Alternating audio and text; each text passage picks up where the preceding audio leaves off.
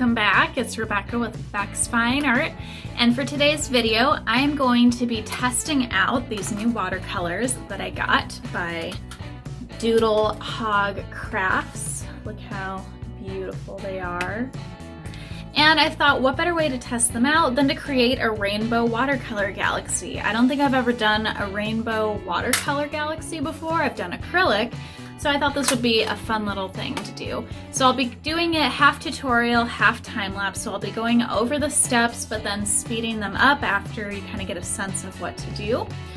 And let's get started. So first thing that I'm going to do is just coat my watercolor paper with a layer of water. That way I can easily get the colors to blend and mix together.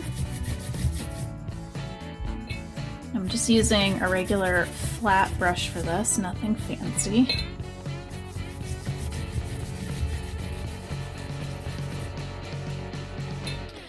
And what I'm going to do is I'm really going to pay attention to the colors and how, you know, they kind of are on the rainbow. So for instance, if I start with yellow, I don't want to move into purple. I would want to go into either an orange or a green or a blue. That way I know those colors are going to mix together well. Because if I go into purple, then, you know, if you know anything about color, then you know that orange or yellow and purple are going to make kind of a brownish color. So as I get my yellow on the paper, I'm going to just slightly water down the edges of it to soften it up. And then I'll go into my next color. So I think what I'll do is go into green around the top. It's kind of, ooh, look at that, it's a lime green, love it. And you can see that since the color or the paper is already wet, it really makes it a lot easier to get these colors to blend together. Another way to aid in that process is to rinse your brush and then just gently tap some water in between the colors. This will also help to get them to kind of bleed together. I'm gonna mix in a little bit darker green now. There we go, that's the green I was going for. And then same thing, I'll add a little bit of water right in between them to soften up those edges.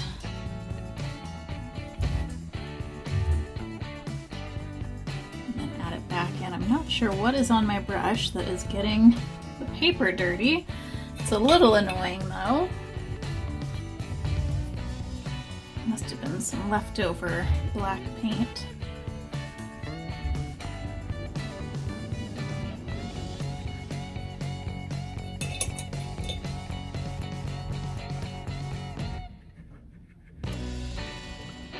And then, of course, I'll start adding in the rest of my colors. So then I'll be doing blue over here. Do a little bit lighter blue on the bottom, and then darker blue in the corner. Continuing with that same technique of adding a little bit of water in between the edges to get the colors to blend. This is probably going to need more than one layer, but we'll see how it looks after it dries.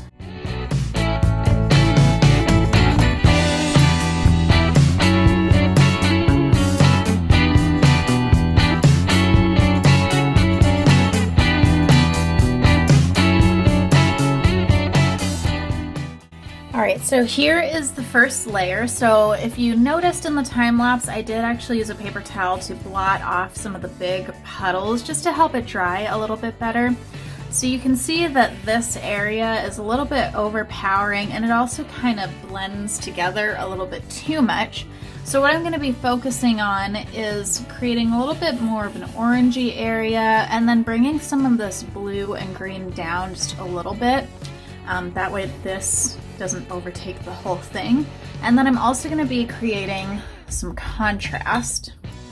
So I am going to start with a little bit of yellow. This time I'm not going to wet down the whole paper. I will still be continuing the same technique though, where I kind of get the edges of the paint wet because this will still help it blend. See, it's already blending into the red too, which is nice. So that's like the fun thing about watercolors. If you get it wet, you can reblend some areas. And then I'm gonna add a little bit more orange, so it's a little bit less red in this section. Hopefully define these colors just a little bit more. I think I used a little bit too much watercolor, or water I mean, in that first layer. So it kind of made some of these colors run together a little bit more than I wanted them to. So you can see I'm starting out with really saturated color, then softening the edges, and then if I feel like it, adding a little bit more color to it.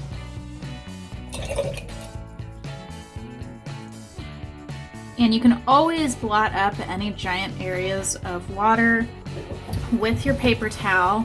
So like right in here, it's starting to get a little bit too puddly.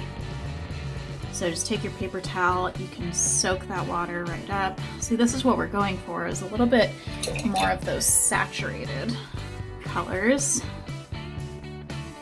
But we do still want them to blend. And in blending, we are gonna end up creating some lighter spots too. Alright, so before I do anything with the pink and purple, I actually want to wet down this area right here, so that way I can bring the blue down just a little bit more, and in turn that'll help me bring the green down. So you'll notice I am getting kind of close to the orange with the blue, but it's okay because I can go back and add a little bit of pink to it to help with that mixture if it ends up getting a little bit too muddy. So right now it's actually not looking too bad. Just don't want it to turn into an ugly color. So we're kind of creating more of like a purple here, but you'll notice that it is kind of breaking up this big area that was kind of a problem before.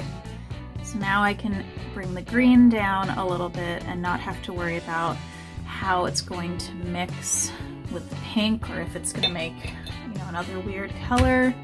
I'm going to bring the green over just a little bit, that way this whole chunk isn't just blue.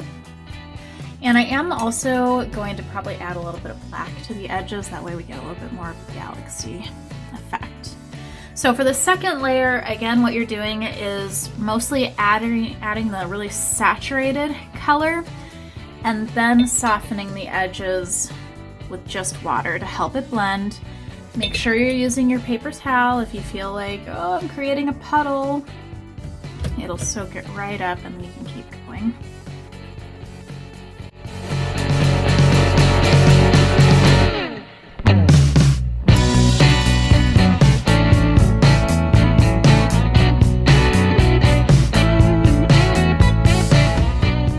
Alright, so here's our second layer. I'm loving how it's looking. It's a lot more saturated.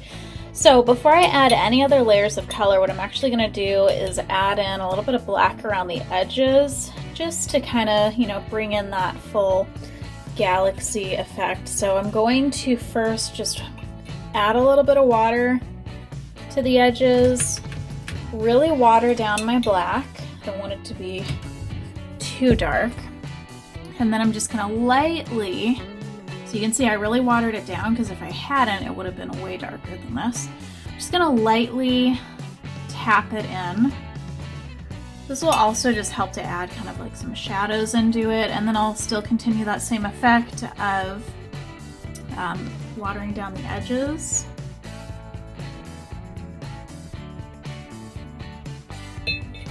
Actually, it creates a really nice soft vignette around it.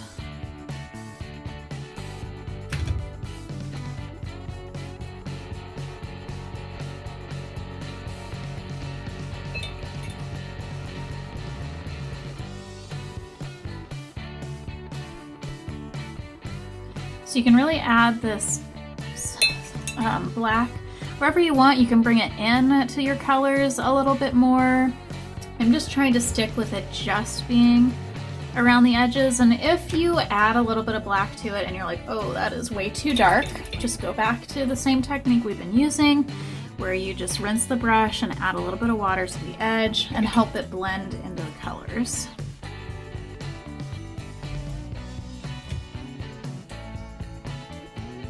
It's best always to start a little bit lighter when it comes to black or really dark colors, because you can't really go back from it once you've gone that dark. So if I would have started with this as dark as possible first, I wouldn't really be able to lighten it up as easily. So by starting a little bit lighter with the black, I can then add more layers to help blend it and add a little bit more contrast if needed.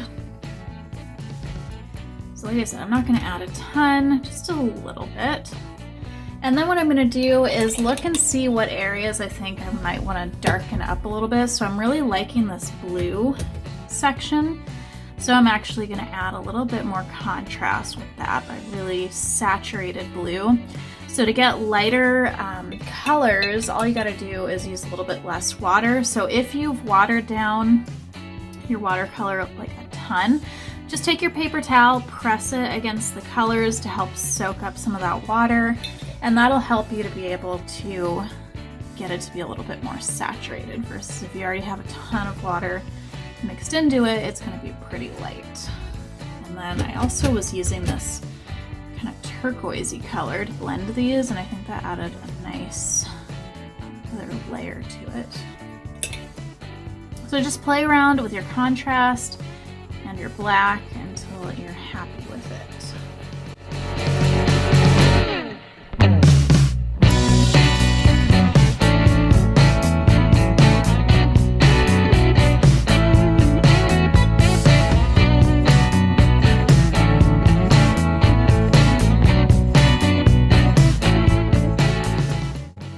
So now that I'm happy with it, you guys know that I use white acrylic for the stars on watercolor. So if you're doing that, you just water down some white acrylic. You can either use a brush or a toothbrush. This is just like my official splatter brush. Bend the bristles back and then flick the white paint. And for this one, I'm just gonna see how it turns out with just the stars. I will add some starburst to it. And then if I decide to, I'll go back and add trees or something else in the foreground. This one, I think I might add some cactus to the foreground.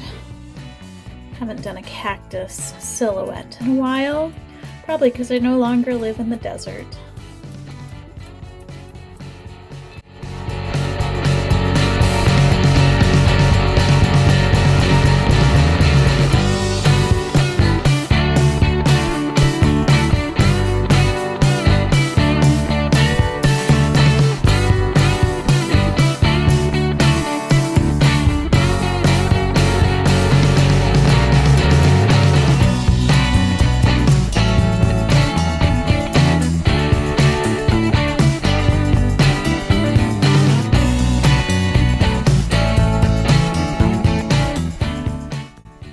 Now that these little starbursts are done, I'm going to add in my cactus. And you can do a few different things for the cactus. You can use a small brush and your regular watercolors. You can use black acrylic, a black Sharpie. I'm actually going to use this watercolor pen, also by Doodlehog, because it's basically like a marker.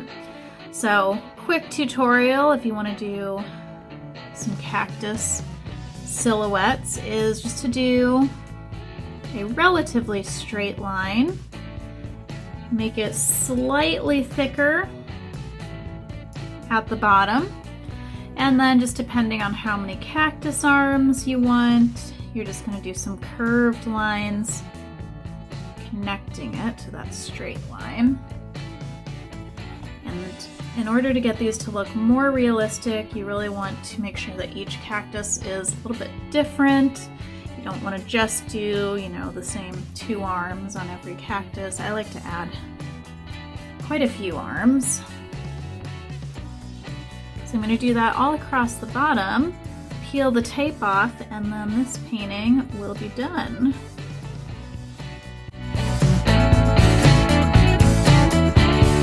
right, everyone, I hope you enjoyed this video in how to create an awesome rainbow galaxy. Super easy, super fun. You gonna say hi? Topher's saying hi to everybody. It's been a while since I've had the dogs on a video. And as usual, if you've got any questions, leave those in the comments. Make sure you like and subscribe, and I'll see you guys next time.